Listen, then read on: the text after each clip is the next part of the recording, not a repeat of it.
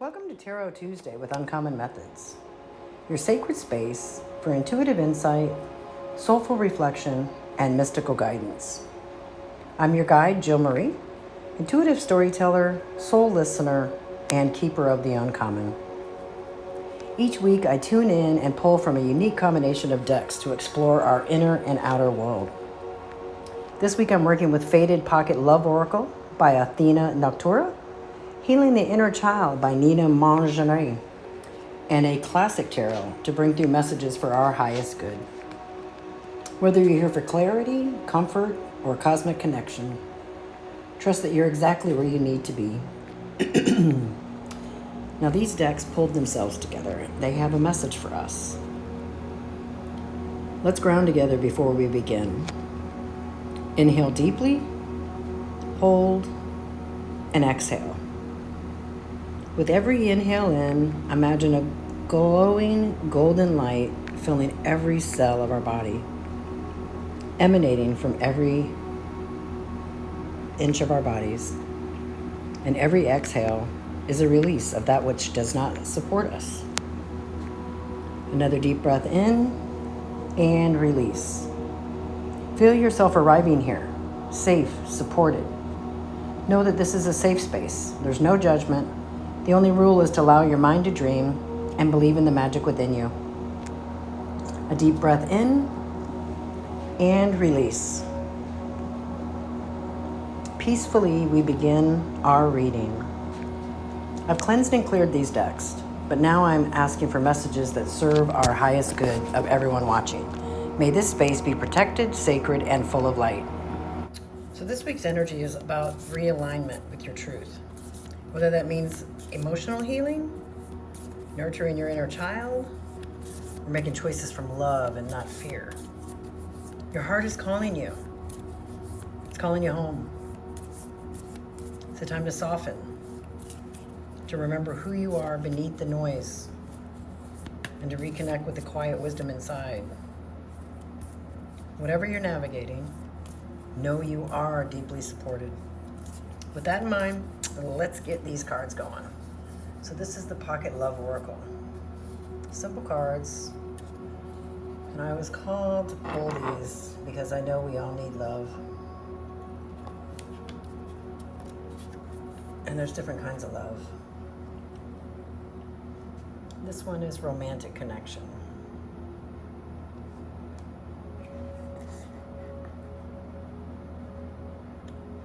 It's connection.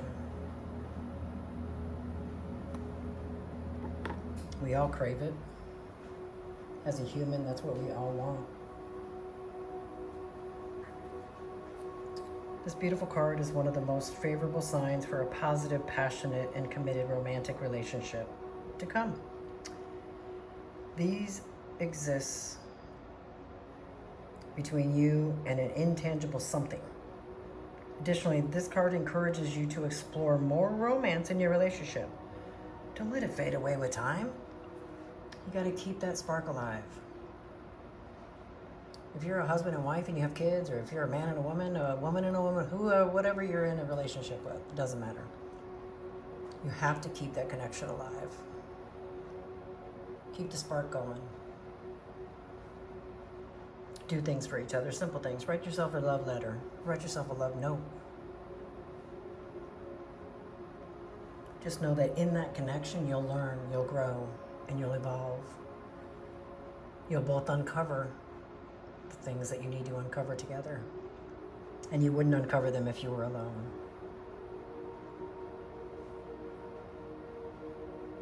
That romantic connection can also be with yourself. If you're not treating yourself right,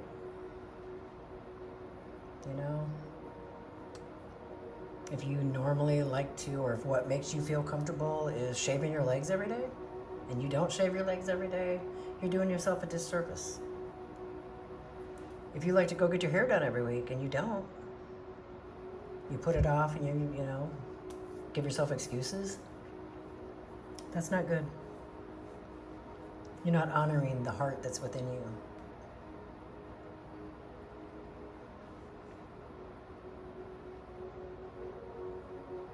I'm feeling called to share some of us, it's more about self-love than it is romance with somebody else. I thought I was going to pull 2 cards, but Spirit's telling me that it is just this one card this week. Romantic connection with self, with others, with the planet. Remember to reconnect with yourself. Give yourself time to be by yourself. Go read a book. Go sit on the beach. Anything that reconnects you with yourself. If you're a runner, go for a run.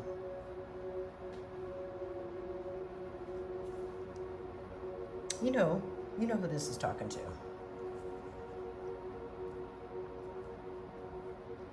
It's all about loving yourself and honoring the commitment to love yourself every day. Not tomorrow, not when you have enough money. Now, not when you've retired. Because sometimes that never happens. Sometimes your life is cut short. You don't get that time. So it's more important for you to, every day, from the time you're born, to love yourself, to believe in the magic that's within you. Give yourself strength, grace, pride, spirit. Yeah, there's sacrifice. But if we have patience and humility and heart, we can live with joy. And when we live with joy, what we give others is love. We can take pride in that.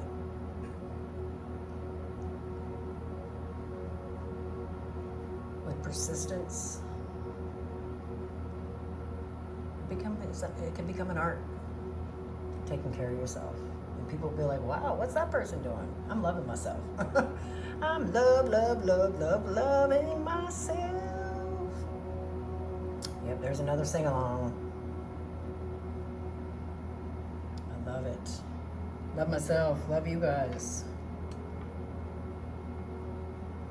So this was being called to me because at first I thought it was because we're going to write our own story. But I really think that it is this part of the pen.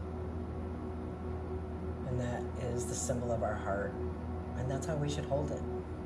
As if it's a beautiful, ornate crystal. It needs to be loved, needs to be honored, needs to be seen, needs to be cherished.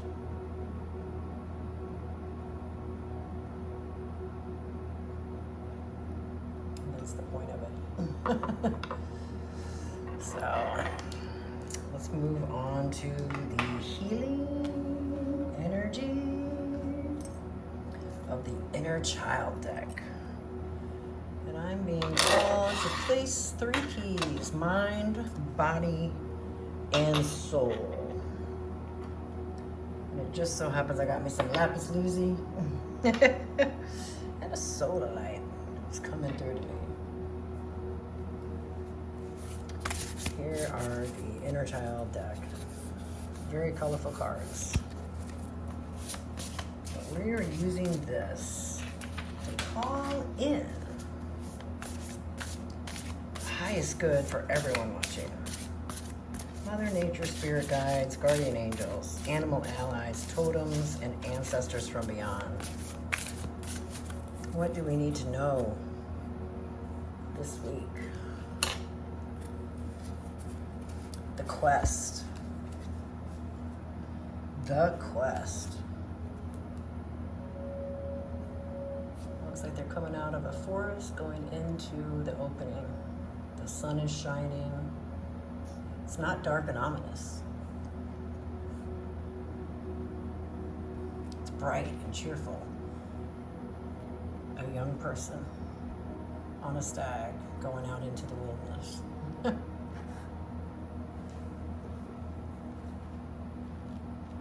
I love the vibrancy of that card. You know, it looks like a rainbow, it looks like the child is kind of coming out of it. Life requires courage from the moment we take our first breath until we release our last.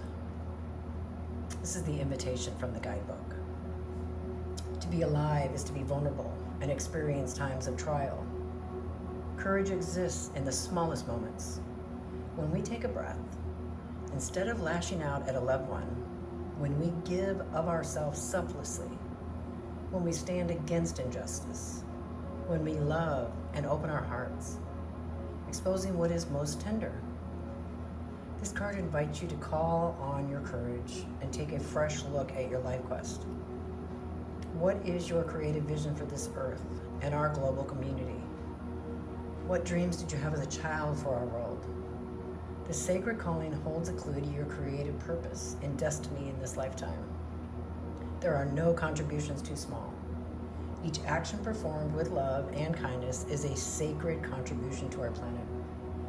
This card is here to remind you that when you do and what you do matters. Not to put any extra pressure on your adult shoulders, but each choice you make is important to our collective. As a child, did you ever feel that you were a brave adventurer on a quest?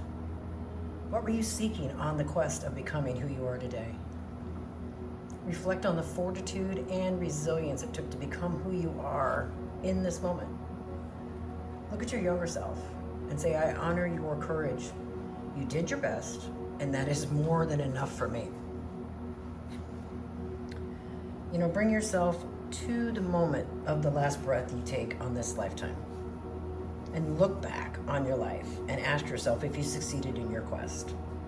Did you accomplish what you were seeking? Did you become a person you admire? Write down 3 reasons why your life was or wasn't a complete success. What do you wish you would have done differently? Write that down too. As you read your answers, be curious about how these self-evaluations can inform your life today. Transform them into present tense statements. For example, if you wrote, my life wasn't a complete success because I wasn't fulfilled in my work, you would then write, I wish I had a fulfilling work life. And to transform it even more, you say, I enjoy a fulfilling work life. Continue writing like this with each of the reasons. Your wishes and desires are dynamic and alive, and bringing them to the present moment and seeing them already taking place creates a powerful shift. Trust your ability to make the needed changes. What I'm getting from Spirit right now is that we are all on these quests. Sometimes they're full life quests. Sometimes it's just a weekly quest. You start the week off and you don't want to be around people. But you go to work, if you go to school, whatever your life requires you to do, you go through all of that. And somewhere along the way, you're either given a sign or maybe you meet somebody and that person asks you about your life. And then you remember, oh yeah, can you remember when I first learned how to read?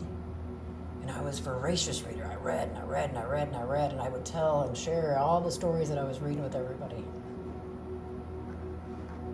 And then when you sit back over the weekend, you're like, wow, the week's over. I enjoyed myself. I'm ready for the weekend. I'm excited again. Or the other thing is maybe, I'll give you an example. Maybe as a mom or maybe as a woman, you had planned to go to school and get a job and you had a career and you got pregnant. And you had to put that career on hold. It's not bad, it's not negative. You got sidetracked so that you could give life to others. And for a time, you put them first. But now as you're aging, the kids are going off to college, the house is getting empty. You're wondering, what do I do? Where am I? Who am I? Your quest begins again. It's not the end of that other quest. It's not the beginning of a new quest. This is just a next chapter in that quest. And maybe you'll go back to school. Maybe you'll go get that career. Maybe you'll write a novel. But the quest is never ending. Even those people that go and have a career and they work for 30 years at a particular job, when they're done with that job, they may go take a break. And yes, they may take some time off and they may travel and they may say they're retired. But most people that I've ever met, they go on to do something else, whether it's painting or joining a golf league or volunteering at the school or at the library. So there's always a quest. There's always something to learn. But you got to give yourself the opportunity to do that. Let's see, what else? What else do we need to know for this third week in August?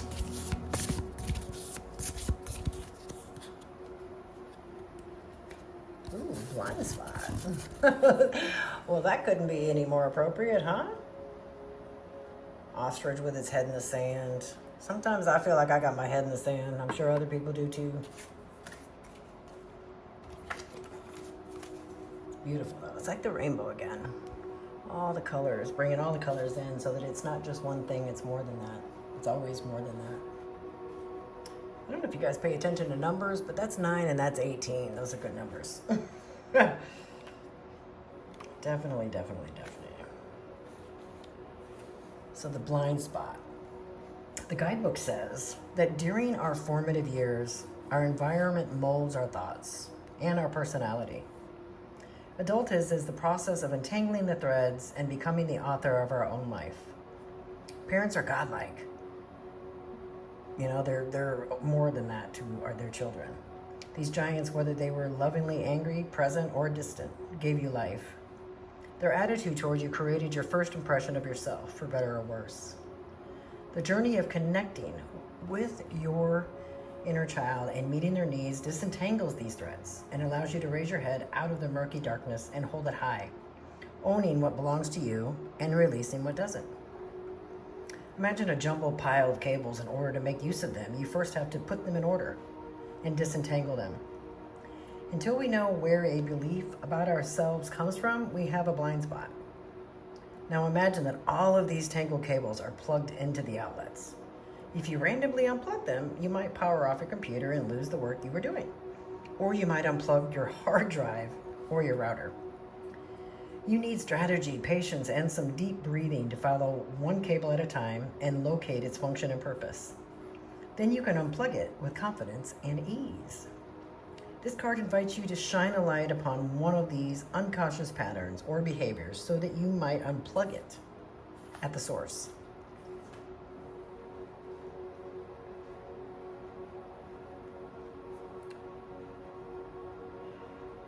So from the perspective of your younger self, write a list of adjectives for your mother and father or caregivers, like my mother was, my father was. Is there anything you blame your parents for? Read the words you wrote and notice which ones are judgmental. Pick the word you wrote that your body reacts the most to and ask yourself if you treat your inner child that way. And if it's upsetting you to witness the quality in another. Okay, I'll give you my example. The first time that I pulled this card and I read that, I was deep in recovery from an auto accident and a traumatic brain injury. And I kind of blame my parents. I had a brother that passed away before I was born, and I blame my parents because they never talked about him. You know, I knew I had a brother from the time I was 14, but I found out on accident. So they never came to me and said, hey, we never celebrated his birthday, we never honored his death, nothing. And then when I had a child that passed away, that was when we finally discussed it. But I was mad at my parents. And I held it against them. Subconsciously, unconsciously, I don't know. And it wasn't until healing and using these modalities that I found, from frequency music to chakras and working with nature, journaling, meditating. Oh my gosh, it brought to light so many things, and it was like, wow. I didn't realize I was mad at my parents. Why should I still be mad at my parents? They came from a time, it was the death of their child. Their child died, and they didn't share that with me. And all I was mad about was I didn't have a brother. My brother would have never, he didn't live. So I wouldn't have known my brother. I wouldn't have shared any laughter with him. I wouldn't have had him protecting me. I wouldn't have had any of those things, but I was still pissed at my parents. So believe it or not, I got to tell my parents that that's one of the reasons that when I was younger, I got mad at them. And I was like, you're not going to tell me anything because you won't tell me the truth. So you're not going to tell me anything anyway. So I held it against them. And that was when I was 14. And probably when I was 54 or 55 is when I came to that conclusion. So I ended up talking to my parents. And believe it or not, my mother, who doesn't really talk, doesn't share things unless you ask. And when you ask, she's not going to give you all the details. She's going to give you the glossy, polished version. She said, you're right. We probably didn't handle that too well with you. But she had also seen me, because now in the meantime, I lost my child, and my children and my husband, we all honored her every year. I didn't work on the anniversary of her passing. I was 9 months pregnant. And she didn't make it. They couldn't find a heartbeat. And so she passed. And like I said, I talked to my parents about it, but 20 years after that is when I had this conversation with my parents. So for another 20 years after losing my child, I came to the realization, I was like, wait a minute now. They came from a different time than me. You didn't talk about stuff like that. You left it in the dark. Because you only wanted good things, it was like just one of those things, that you didn't bring to the forefront. There wasn't a lot of conversation about it. There's a stigma about it. But through all of this, using it's the key. It was the key to my life. The key to me healing the relationship with my mother was forgiving her for not being able to talk to me about a son that she lost, a son that she found. He died of crib death. And that's one of those things you can't control, It just happens, unfortunately. But now I have an angel in heaven, along with my daughter. And the way I look at it is my brother is watching my daughter. And that makes me feel good. So he's protected me, and that's probably the best job I could have asked for a brother, right? Is to take care of my daughter. I know there's other angels up there doing it, but it's just really important. So that is the key to knowing whatever quest you're on, you can always start again. Your quest can change, it can shift. The key to this is you and having a romantic connection with yourself.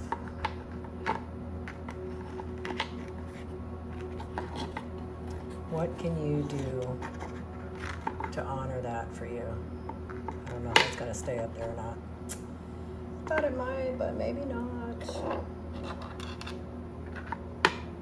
We just have that connection with ourselves. And that honors us. It honors our past. It honors our future. It honors whatever quest we're on. Whether it's trying to become a mother. Whether it's finishing up being a mother. You're going about your day and your kids are grown. It's just you now. You've lost your husband. Whatever the quest is, come from a place of self-love. Love yourself. Love yourself. And you can release all the blind spots that are holding you back. You can see things clearly. Let's see what the tarot has for us. We're always pulling 5 cards, which is our what's to release, what do we need to know, what can we embrace, what's our support available, what is our soul lesson. So let's, Mother Nature, Spirit Guides, Guardian Angels, Animal Allies, what are the 5 cards we need to see today? Okay, Knight of Wands.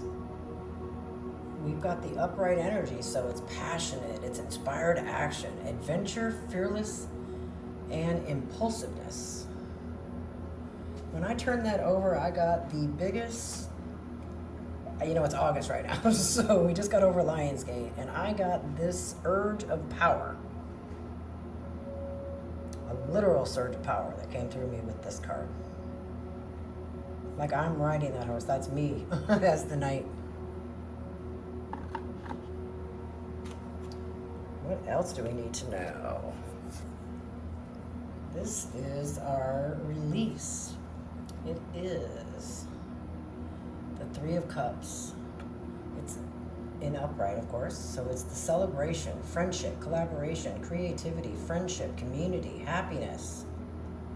I'm just going to leave this here, actually.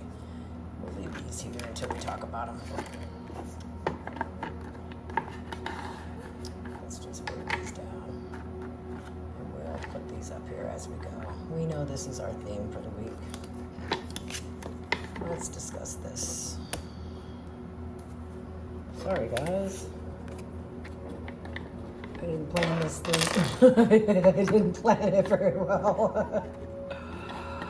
But that is spirit causing us some laughter. Okay, this is what we're going to embrace. It's reversed. It is the Eight of Cups. And it says, trying one more time, indecision, aimless drifting, avoidance, fear of change, fear of loss. That's what we got to embrace, the fear of loss. The support that's available is the King of Wands. This is a natural healer, a visionary, an entrepreneur, big picture. It's a leader, overcoming challenges, mature, career focus. Well, that's amazing. We'll take that support for sure. And finally, our soul lesson or the outcome is the Page of Pentacles. Manifestation, financial opportunity, skill development, ambition, desire, and diligence. Okay. I am loving that. Now, the reason that we pull these, I did a meditation, and this is what came to me, was that I should do what the overall theme is, which is the Knight of Wands. And I don't know if you guys know anything about knights, but they protect everybody. You know, they protected the kingdom. They work for the king. But when they were gonna get knighted, they had to go off and be by themselves. They couldn't be around anybody. They had to say, this is what I'm willing to do. I'm gonna give up all of my possessions and I'm gonna become a servant to the kingdom. And he embodies a fast-thinking and ambitious person who takes decisive action without much planning. So sometimes we have to be a little bit quick on our feet. Quick on our feet, quick thinking. We've got to have energy and passion. We got to do things. Inspired, consistent, imperfect action. That's what the universe likes. If you're trying to work at a goal, you want to buy a house, put $1 in a bucket. You want to go to school? You trying to figure out how? Go to the school and walk around. Sit on a bench. That's what I did. I was going through a divorce. I was kind of lost and I wanted to go to school, but I wasn't sure. So I went and sat on a campus, sat on a tree. I'll be honest, I cried. I walked around the campus and I was like, I should have done this when I was younger. I'm a single mom now. Wow, what am I gonna do? What am I gonna do with my life? Where am I going? How would I even fit school into my day? How am I gonna work? How am I gonna support my kids?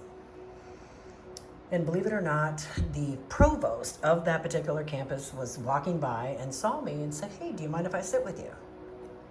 Didn't know I was a student, had no idea who I was, and we just chit-chatted. And we talked about the school, and we looked at the buildings, and he kind of gave me a history of the school, asked me, what I was doing. I told him that I lived in the area. He said I seemed like I was very smart, and he basically asked me about my dreams. And then I told him. And he gave me some words of encouragement. He really did. He talked me into one of the counselors there. He took me to a program. It was on the campus that helped returning students or, students that might have difficulties. And I ended up enrolling. I had when I graduated there, my GPA was 3.9 or 3.8 or 3 point something. But I had been involved in everything on campus. I worked part-time there. I got scholarships. Basically, everything that I needed came to me when I needed it. But I had to have the passion, and I had to be fearless and impulsive to make all of that happen. Yes, I had people helping me with my kids, but I got my degree. And I was so grateful, and I'm still to this day grateful. But what we need to release, it says celebration, friendship, collaboration, and creativity, friendship, community, and happiness. And I'm not sure that we really need to release it, other than we need to shift from getting what we need from others. We need to shift to getting it for ourselves. To know that everything that we need is within us. That we can succeed at everything that we put our heart to. Yes, we will need help, we need assistance, and we're grateful for it, but we don't need it. We can still do everything that we need to do on our own. But we can also embrace the friends. We can embrace trying one more time. Indecision, aimless drifting. We can embrace the fact that sometimes we don't know what we're doing. We can embrace that. And as long as we can admit that, hey, we're not perfect, we don't know what we're doing all the time, but we want to do it, we have the need to do it, the will to do it, the want to do it.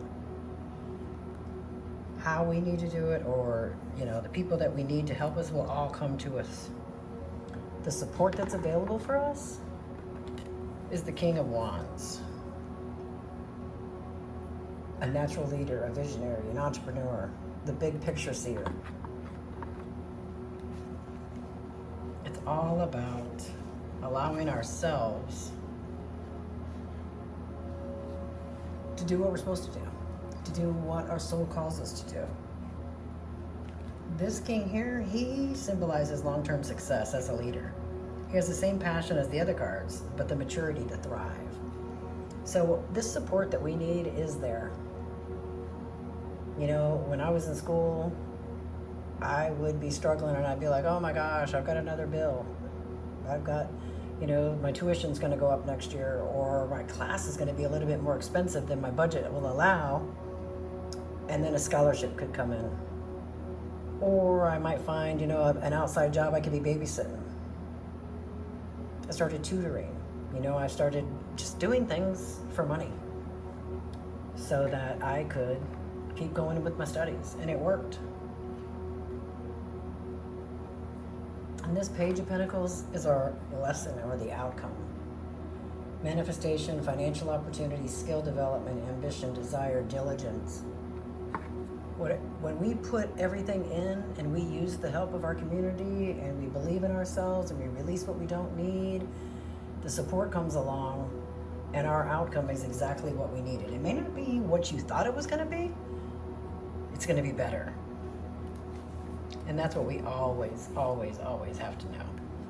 So this page represents inspiration and ambition. It signifies the energy and motivation needed to succeed. Whoops.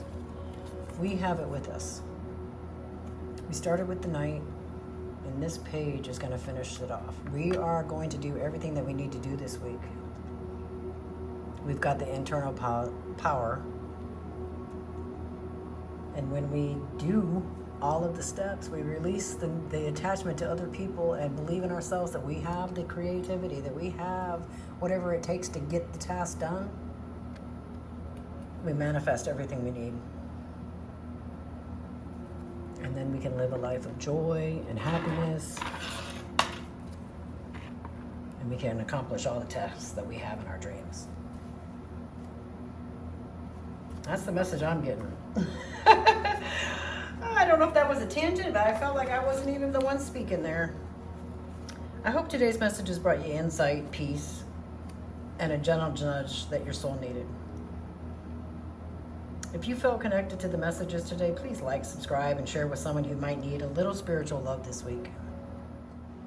Thank you for joining me for another Tarot Tuesday here on Uncommon Methods. Keep listening to your soul. It always knows. And remember, the methods may be uncommon, but your magic is all your own. Stay open, stay grounded, and stay uncommon. Come back next week.